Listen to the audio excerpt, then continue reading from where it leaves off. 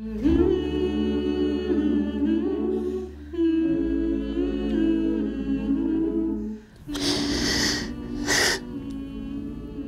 I just want you to know that I took the time to sit down and write you your own lullaby song. Just ahead, the Lullaby Project at Hiland Mountain.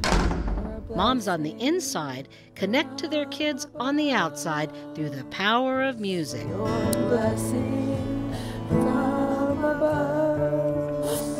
Coming up on Frontiers, how local musicians have helped inmates find their voice.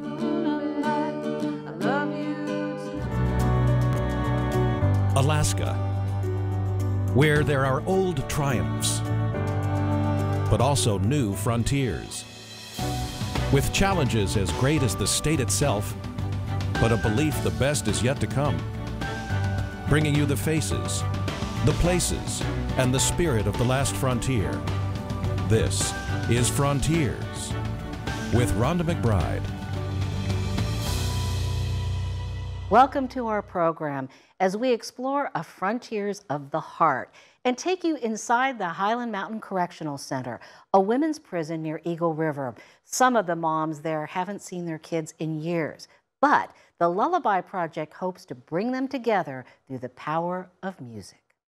This is the beginning of a very good day. This is just a feeling, things are going my way. Some of these musicians have just met each other, yet they already sing in harmony.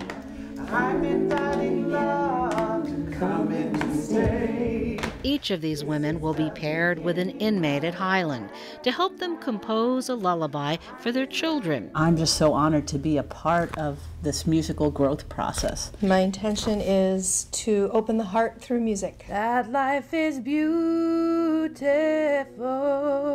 The goal here, to prepare these artists to work with the inmates, to help them heal.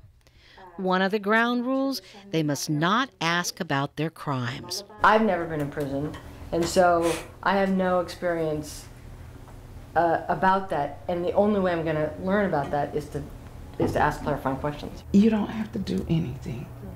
You are just holding them like a little bird that's fallen out of the tree there and supporting them in this process. Get out of your head, come to your heart. Get out of your head, come to your heart.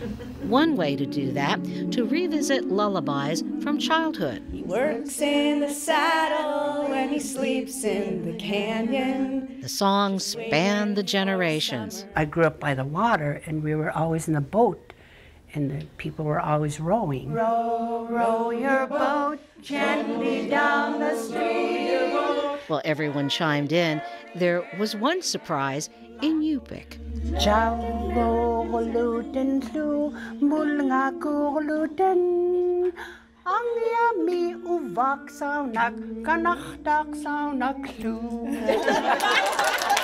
After the warm-up, the women turned to notebooks that were given to the inmates. Share with the person next to you. Each inmate was instructed to write a letter to their kids as a starting point for their lullaby. Some were read out loud. We are strong and can triumph over anything, and that life is beautiful. I would love for somebody to just come up with a melody for one of those lines. I want you to know how unique you are, and this life is beautiful. Do it again. That life is beautiful. That life is beautiful. When the women go to Hiland, they will have less than 5 hours to help their partners write their lullabies. The bottom line is they're just trying to tell their children they love them and they're sorry. That's mostly what they're trying to say. And that's going to bring up a lot of emotions. Deidre Rodman-Struck is from the Carnegie Institute. She helped pioneer the very first prison lullaby project at Rikers in New York. Let's be honest, these are not really just lullabies. They're legacy songs for the mother, to comfort the mother as much as the child. Corinthia Robb McCoy knows the importance of this project.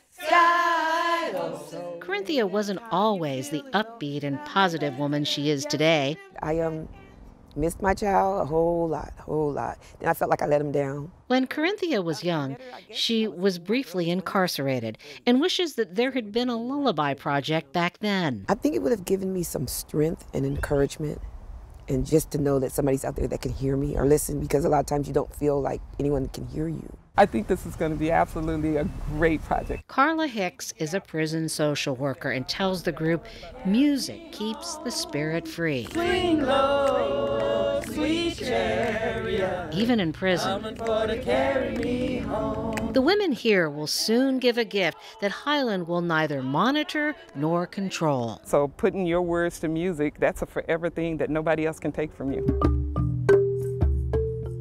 Or your kids, who will get a copy of their mother's lullaby to be recorded by these musicians. It's a miracle. Thank you. A miracle expressed in songs written in preparation for the job ahead. Personal messages of love. Shine like a star. The heartbeat of the Lullaby Project. Your dreams, my dreams are like one spirit.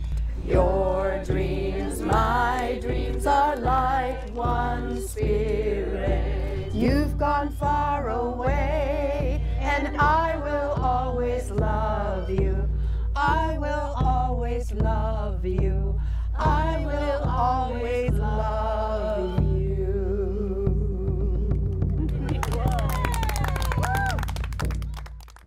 Well, up next, no matter how prepared the musicians are, they still had no idea what to expect at Hiland Mountain. They were so grateful. There were many women in tears just at the idea of this opportunity. Madison and Riley, you should sing along with me. I want you to know. When we come back, words of love put to music. I think about you every day. I want. Before we take you inside Hiland Mountain, a few words about our approach to this story. In keeping with the spirit of the Lullaby Project, we did not delve into the crimes of the women, nor did we use their last names, because they shared their vulnerability with us, their struggle to deal with the loss of their children.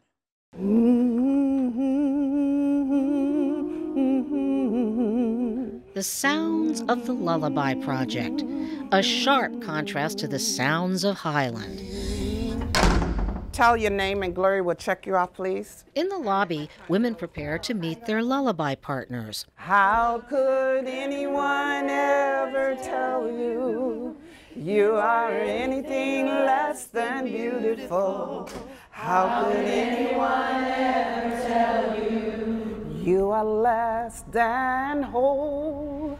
You are less than whole. How could anyone fail to notice that your loving is a miracle? How deeply you're connected to my soul. The Carnegie Institute has many lullaby projects across the country, but the one here at Hiland is only its second prison program, adapted for Alaska, changes which could help the concept spread to other states. It's an honor to have you to come in our correctional facility and work with our ladies. I am looking forward to this, as they are, to hear their voices, to hear what's in their heart, their mind, their soul, what they want to say to their children. For you, my wish for you.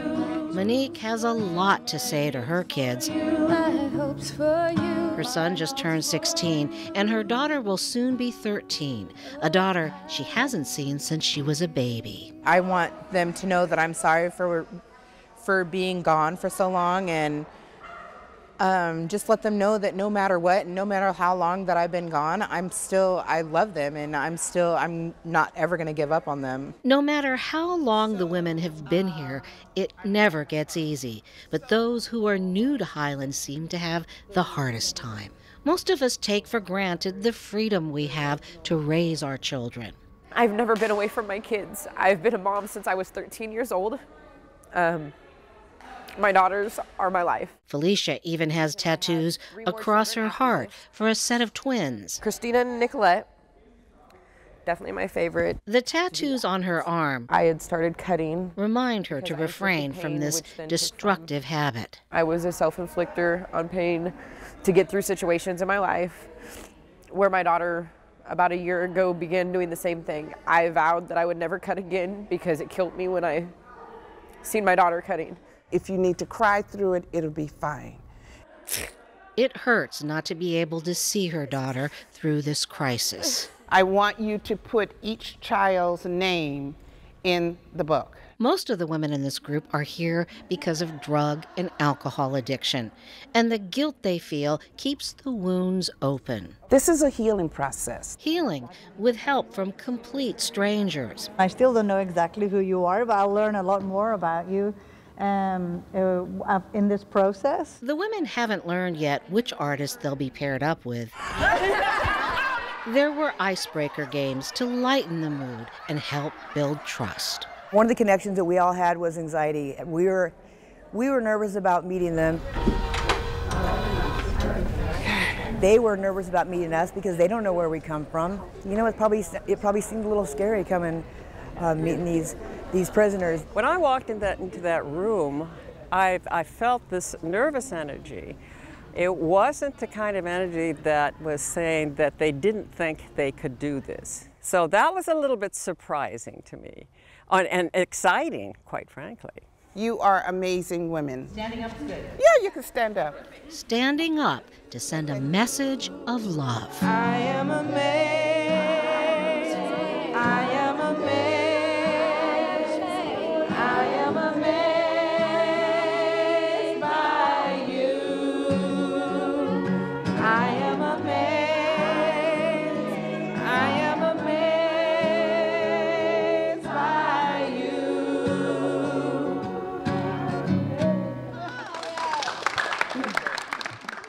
Still to come, why a longtime community activist and corrections superintendent believe the Lullaby Project is a blueprint for success.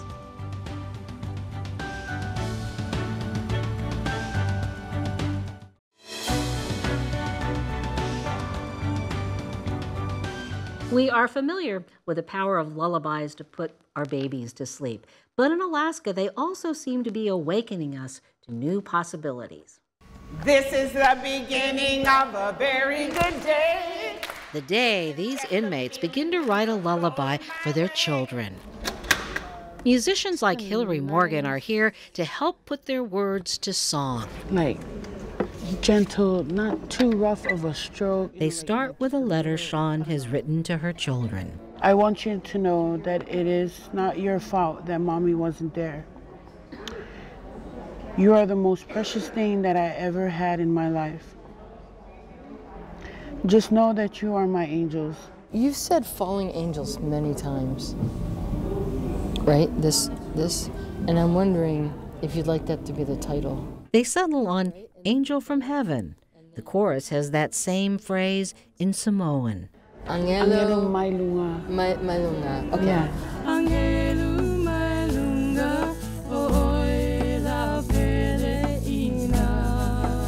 Here at Mirror Studios, musicians team up to bring these songs to life. With harmonies and instrumentation, Angel from Heaven takes flight. It's like having women in a kitchen cooking. You know, everybody has a part to put into the meal, and it makes it better. Here at the Hiland Mountain Correctional Center, there is also something cooking. We couldn't get you to the studio, so we brought part of the studio to you. Okay. Sean was prepared to record a personal message to her children, but not for the emotions. And I just want you to know that I took the time to sit down and write you your own lullaby song. And just know I miss you so much.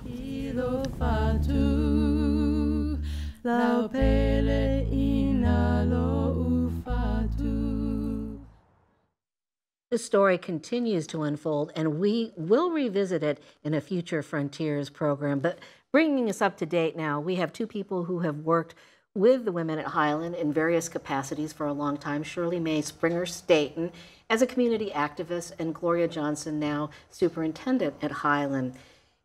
Knowing what you know about these women, having worked with them, how is the Lullaby Project different? It's different because the ladies in the past, when they've been involved in different projects, it has always seemed to be on the outside of their hearts. The Lullaby Project goes straight to their heart, something that means something to them about their children. It doesn't matter what they're in jail for. It doesn't matter how long they've been there. They still are mothers, and they love their children. They miss their children, and they want that connection, that bond to stay there. And the Lullaby Project is doing that for them. Well, one of the things that we've heard in other Lullaby projects is they do a control group. One group gets the Lullaby Project, the other doesn't, and they find that the women who get the Lullaby Project do better. Are you surprised to learn that? No, not really, because what Gloria said, the project is about connecting mothers with their children. And anytime there's an opportunity for mothers to say words to their children that perhaps they didn't say, you know, on the outside, it creates this amazing bond. And of course, using music is the most powerful way to do that.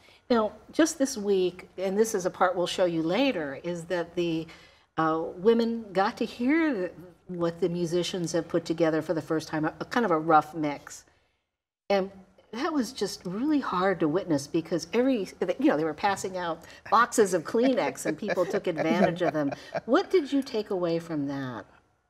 The power of music was probably the predominant thought that I kept sitting as I was watching them and having them express what they felt through this music, through this avenue. You know, went straight to the heart. One of the things that you will hear people say when they hear about this project is, why aren't you talking about their crimes? You know, that's part of it. You can't hide that. So why is it that you don't, you know, have the musicians learn about this and delve into that? I'll give that one to you. Okay. Well, one, that was a ground rule that Shirley Mae had already set for the musician. And for us, the women know why they're incarcerated. They know that they're there to pay their debt to society. And most of them believe that they should be there. And they don't want to be defined by their past, by their crime. They want to have a bright future.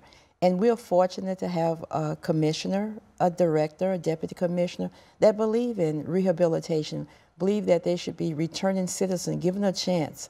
And the Lullaby Project is a way that they see that the musicians coming in, not judging them for who they are, but looking at them as mothers. How can they contribute to their life? How can they strengthen that bond, that love they have for their children?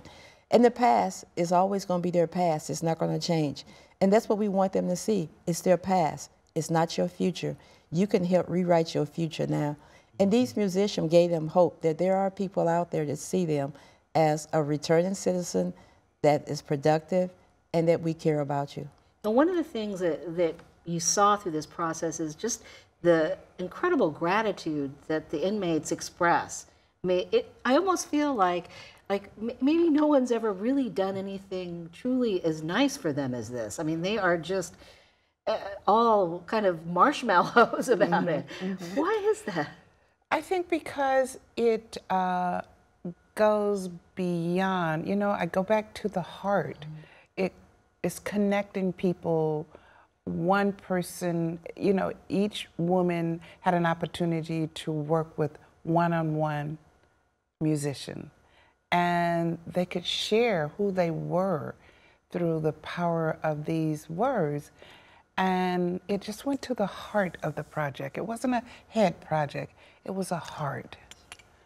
Yeah. I agree. Heart project. It was yes. a heart work, as they say. It was hard well, work. One of the and other it was things, hard, H-A-R-D work. It was very difficult work. Yeah, on the timeline that you kept, one of the things I did notice as well is that these women got very close to the musicians. I mean, they've been hugging and holding hands and reassuring one another. The women 15, 16 musicians that participate are amazing women, mothers, and musicians.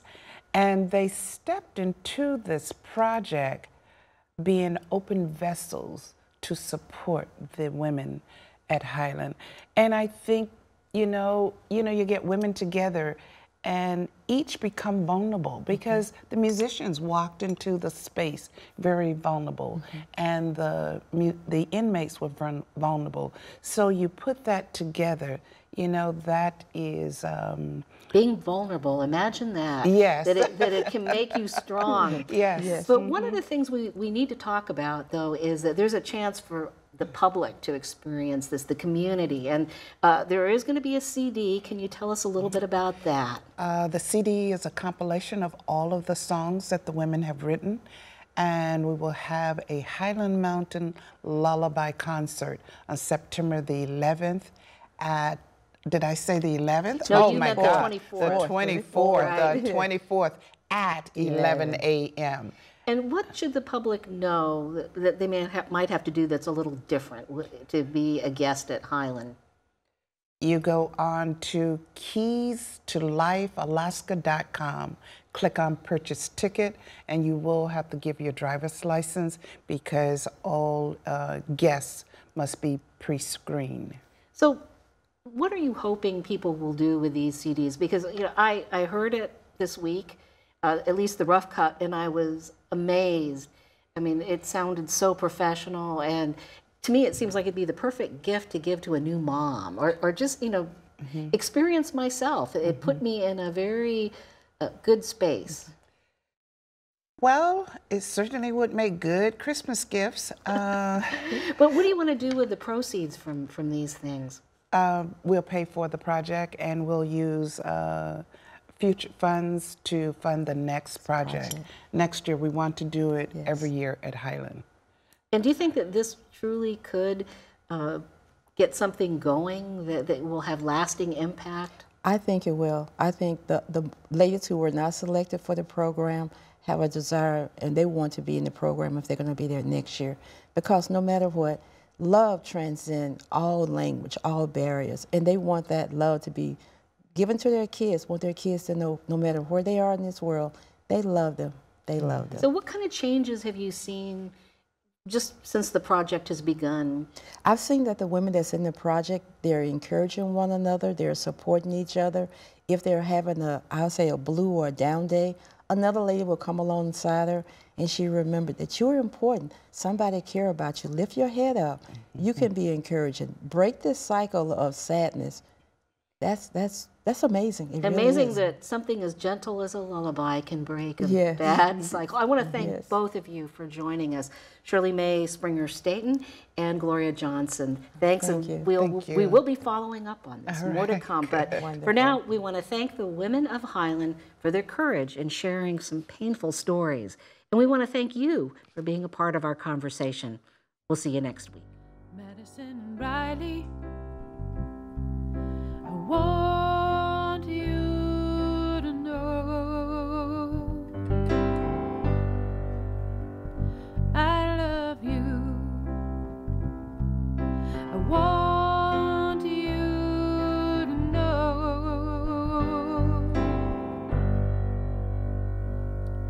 that it's not your fault I had to be away for a while. You're amazing, beautiful, and smart, and I love your smile, and I love